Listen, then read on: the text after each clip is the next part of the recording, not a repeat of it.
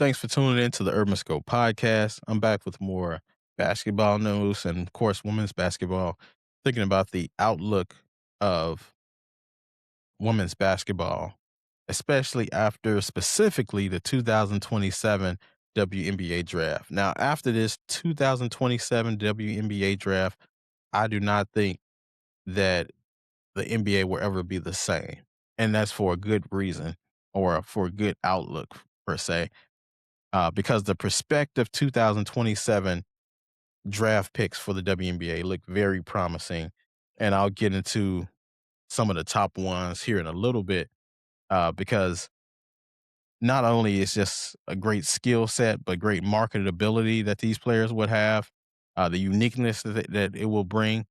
Because this draft class in 2027 is a lot undersized, but it's a lot of production, is a lot of skill sets, it's a lot of quickness, a lot of speed, a lot of electricity, a lot of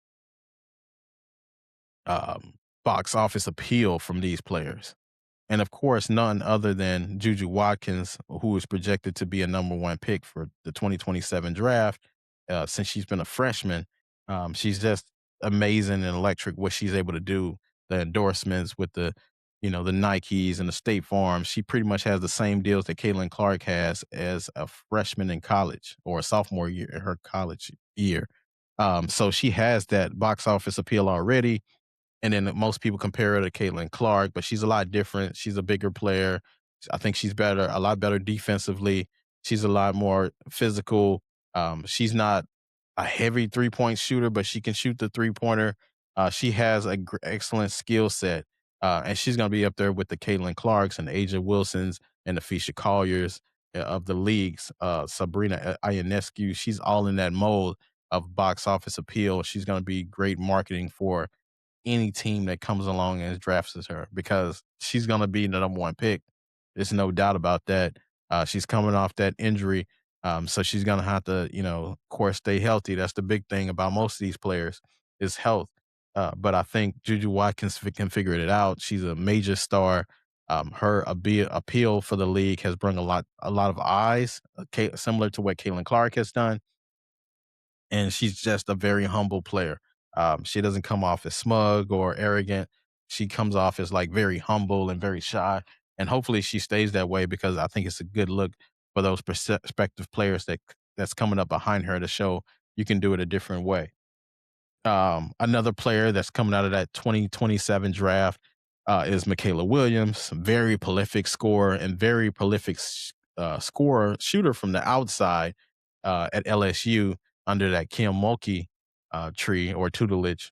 Michaela Williams is very electric as far as scoring. She can get her own shot. She doesn't need a screen or a pin down, or she can just ISO and score off of the strength of the ISO, which is very important in any league to be a great one-on-one scorer because in the WNBA, they won't be able to double her as much. They will have to guard her one-on-one, and not many players can do that. Very exciting player, very exciting scorer that, doesn't look the fanciest, but she definitely gets the job done. Very efficient as well. So Michaela Williams is one of those pieces they will have to deal with in the WNBA, and it's exciting to see. Now, Madison Booker out of Texas, I always call her the Kevin Durant.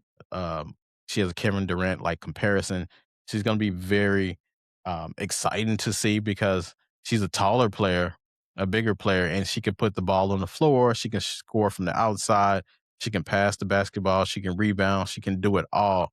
She will be equivalent to what Jonquel Jones does right now for the New York Liberty, and very similar skill sets as well because they're both. I compare them to Kevin Durant's because they're tall and they can put the ball on the floor. They have great handles. So it's going to be um, a matchup nightmare for a lot of players in the WNBA trying to guard her because she's young now. She's still developing as a sophomore right now. But I think by the time she get drafted in a couple of years, she's going to be a problem for a lot of these teams and a lot of these players. So Madison Booker definitely can stretch the floor and stretch defenses out to where she can get her shot off and she can get her um, teammates better looks. So I'm definitely looking forward to that. And of course, another problem in this draft is Audie Crooks, who is very dominant in the paint. She's very Shaquille O'Neal like. I don't think the WNBA has seen a player like her before as far as dominance in the paint. Now you have Elisa Leslie, but it's more of like a finesse thing. It wasn't a physicality. Audie Crooks is about physicality. Her post moves when she does that spin move, it's very unique to. It's very similar to what Shaq was doing, and she can clear out the paint. And then she's undersized at like 6'3", especially for a center even in the WNBA, but I think her physicality will put a lot of people to shame. It's going to be exciting to see her go against like a Asia Wilson and players like that because it's going to come down to will and it's going to come down to want. I mean, what needs. Uh, defensively you have to do because she can pass as well. So if you're double teaming her, she can kick out of the double team. Showed you with that with her teammates like Jada Williams.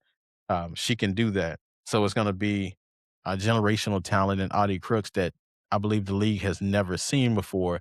She's going to be a force to be reckoned with. And I mean, literally a force to reckon with because her skill set and her footwork and her physicality is going to be something that the WNBA really hasn't seen, and I think she will change the game with that physicality. And then, of course, next is Malaysia Fulwiley, who I believe is one of the most electric players we've seen, in college basketball history, and I think she will bring that over to the WNBA. Now, her only fault is that she's never really been a starter in the league. She's been with the South Carolina Gamecocks coming off the bench. She's with LSU now coming off the bench.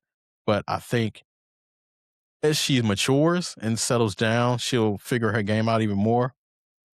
But her ability to play the passing lanes on defense, get steals, make electrifying layups, the very great jump shooting that she does, all of that stuff is going to translate well into the league, and it's going to bring excitability to the league because she's very Iverson esque, I should say. But the next player I talk about is very Iverson esque, but I think Malaysia Fulwiley's skill set is something that's needed in the league, especially in the WNBA, to bring that excitement that people claim that's not there. She's going to definitely bring that. She's going to bring that on the edge mentality that most players don't really have right now, as far as the WNBA goes. And I think she'll bring a different electricity that they don't have.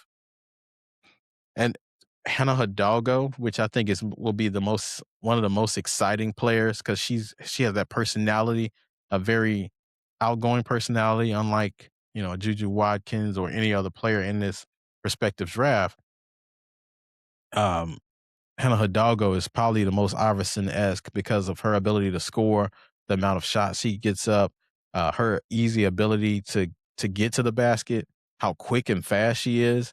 Um, just her skill set in general. Like she might not be the best defender because she's smaller, but she can play those passing lane, get steals, get breakaway layups and things like that. She's very electric.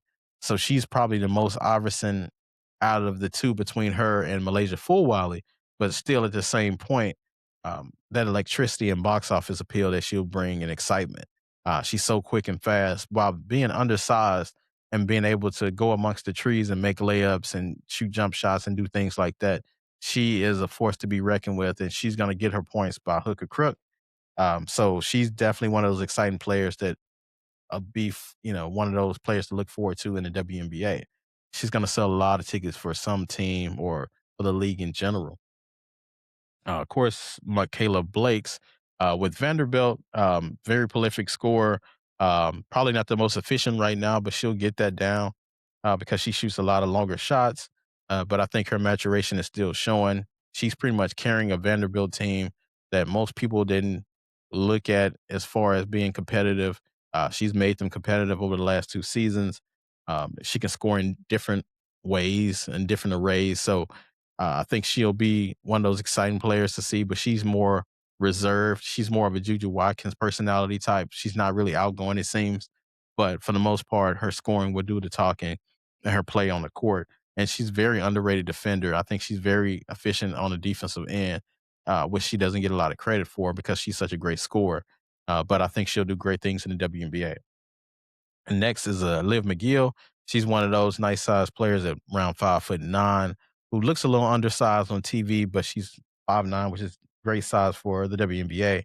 But she's a very elite scorer and can score in bunches, can be very streaky, can be very efficient. and very productive. And she's an undersized rebounder as well. She, averages like I believe over 6 rebounds a game. So she's going to be very productive for some team that drafts her. And we know she should be definitely probably a top 5 to 10 pick in that draft because she's just a prolific scorer. And I think she'll get better with the years and years on because she still has another 2 years like everybody else in this prospective class. But I do think this draft class is very undersized, but there's a lot of talent in this draft class, with the exception of Juju and um, Michaela Blake's. I believe everybody is mostly undersized. Well, in Madison Booker, most of these players are undersized. So I think once they get to the league, I think these players it won't matter because they'll be so quick and fast, and they have a great skill set that the undersized part would just be a footnote. It won't be a thing of contention. So tell me what your thoughts about this perspective 2027 WNBA draft class. And until next time, I'll see you next time.